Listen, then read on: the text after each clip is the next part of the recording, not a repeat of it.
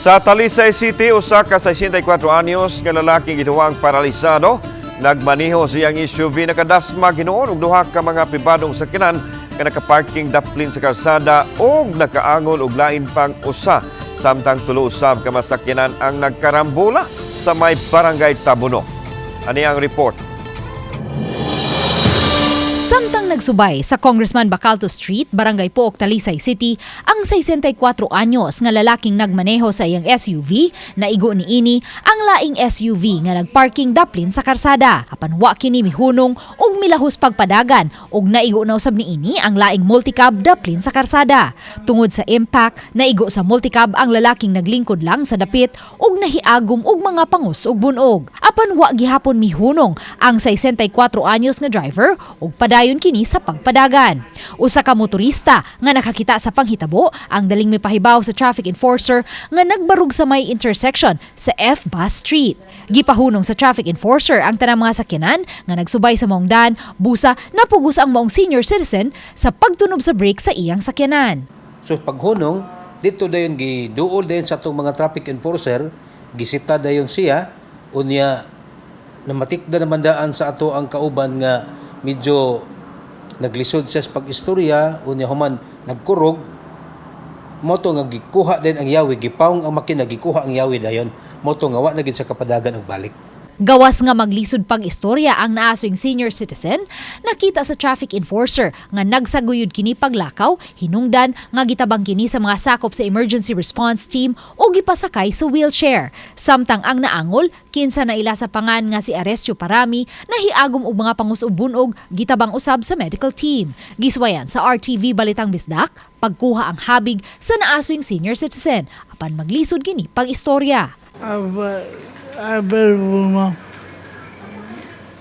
magaligo ka kita. Hinungdan nga gikontak una sa mga taga City Toda ang mga kabanay ni ini aron usab mahusay ang hitabo.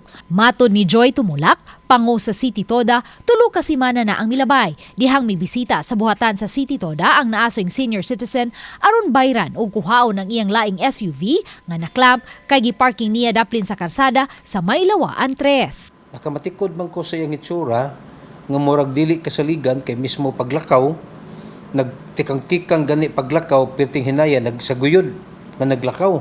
Unya og imo sang istoryahon, dili siya kasdiretso og istorya, unya mawa siya og imo sang istoryahon. So nakita man nako atong higayuna nga medyo di gyud siya angay padribon, hinungdan nga wa jud nako gi-release ang iyang Starex. Gitambagan siya ni Tumulak nga mubalik lang og magdaog kauban nga makamaneho sa iyang sakyanan apan wa na kini mubalik.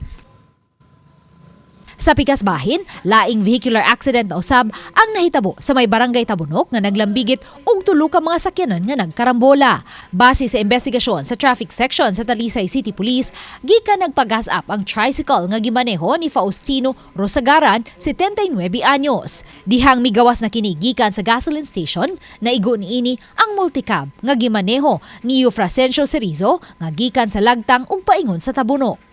Tungod sa impact, naiguusab sa multicab ang usa ka sedan nga nagsubay sa pikas lane nga gimaneho ni Alberto Abiliana. Basta importante dia nga kami dari diskusya mi ya abot kitchen o gingon siya sayop ako sa sayop basta importante nga makakuha na. Nagulat ako, nabutas yung gulong ko. Kinasagi di uminto ako doon sa uminto ako. Siyempre, hinto ka basta wala akong kasalanan. Paduong man ko sa Lagtang, niya sila paduong sa Tabunok. Niya mula ta ko nakuha, nakadungog kog buto sa ligid. Niya all of the sudden, mula ako nakita nga nanasa sa akong tungod sa sakyanan. Muto na sila mo nakaigo na ko. Based sa impact ma'am, likod naman ang impact sa multicab. Niya blind spot position magud na sa tricycle niya. Sa pagkakutlo ning balita, nagsabot-sabot ang tulo ka mga habig. Uban ni Marlon Malgazo, Luan Merondina, Balitang Bisdak.